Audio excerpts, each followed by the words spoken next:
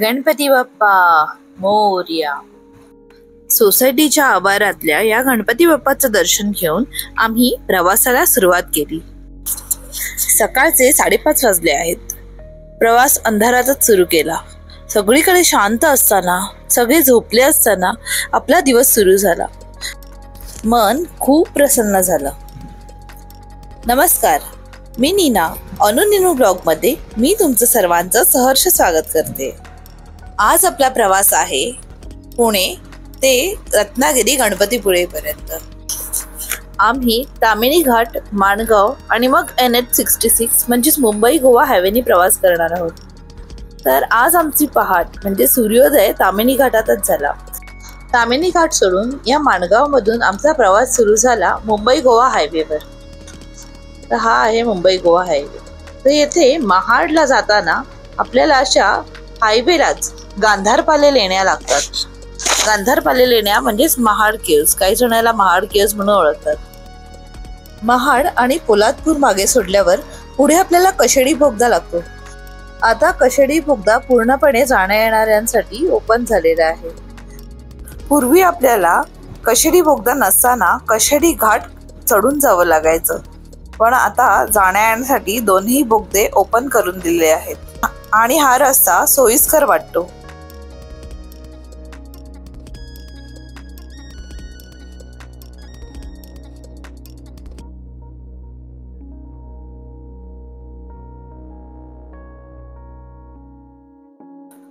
या बोगद्यातनं बाहेर पडल्यावर आपण खेड हायवेला लागतो, म्हणजेच आपण खेडमध्येच उतरतो.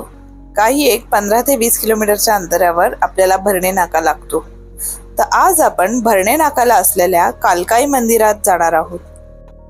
पहिले कालकाई आईचं दर्शन घेऊन पुढे आपण तसा गणपतीपुळेकडे प्रवास करणार आहोत. तर हे आपण पोहोचतोय भरणे नाका. बघा, इथून साईडला आपल्याला लेफ्ट हँडलाच कालकाईचं मंदिर आहे.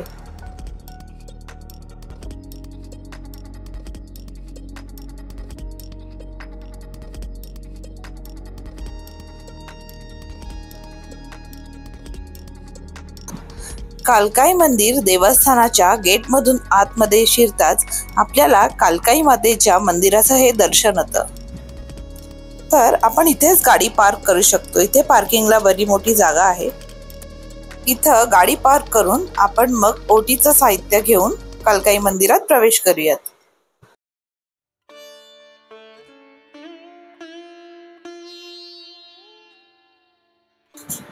कालकाई माता मंदिराच्या परिसरात प्रवेश करताच आपल्याला मिराशी बाबांचं मंदिर लागतं आणि हे भव्य दिव्य कालकाई आईचं मंदिर. सकाळचं वातावरण खूप आल्हाददायक होतं.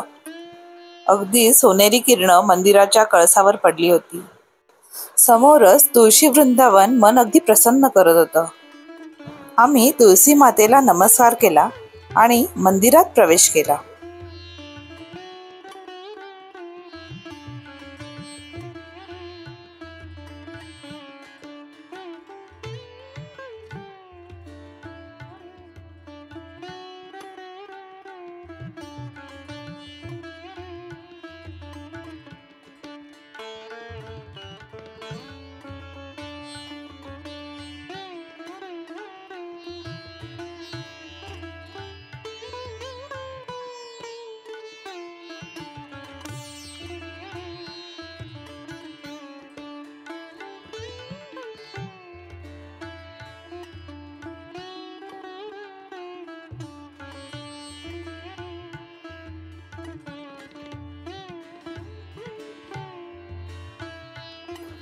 हा आहे मंदिराच्या आजूबाजूचा परिसर.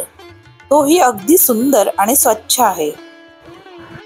इथूनच पुढे गेल्यावर म्हणजेच मंदिराच्या मागील बाजूस भक्त निवासाची इमारत आहे.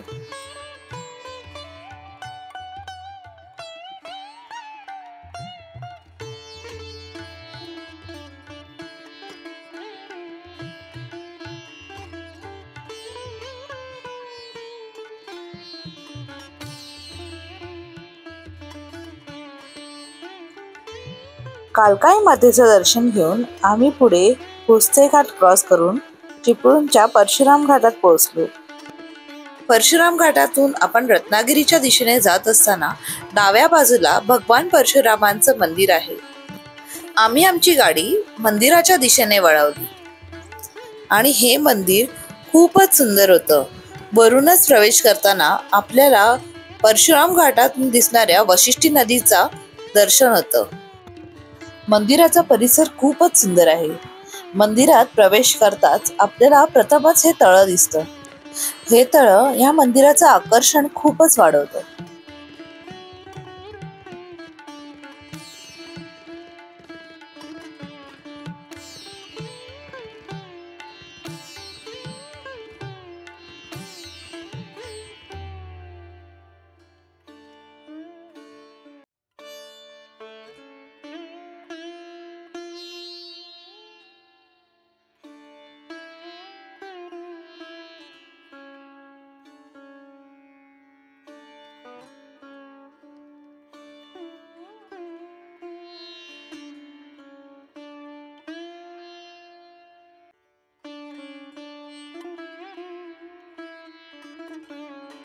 मंदिरात दर्शन घेऊन आम्ही थेट आमचा प्रवास रत्नागिरीच्या दिशेने वळवला.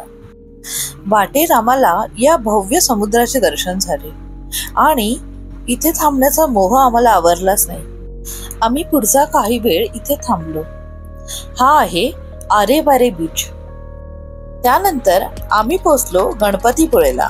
आम्ही हॉटेल दुर्वांकूर मध्ये बुकिंग केली होती. ही आहे हॉटेल दुर्वांकूरची आतल्या बाजूनी एक झलक आणि ही आहे एक छोटीशी टूर आम्ही बुक केलेल्या रूमची.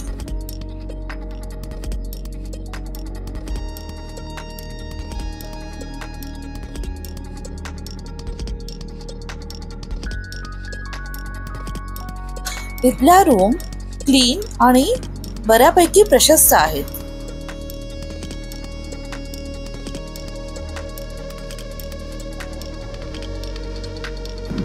तर हा आहे आजच्या दिवसातला पुणे ते गणपतीपुळेचा प्रवास.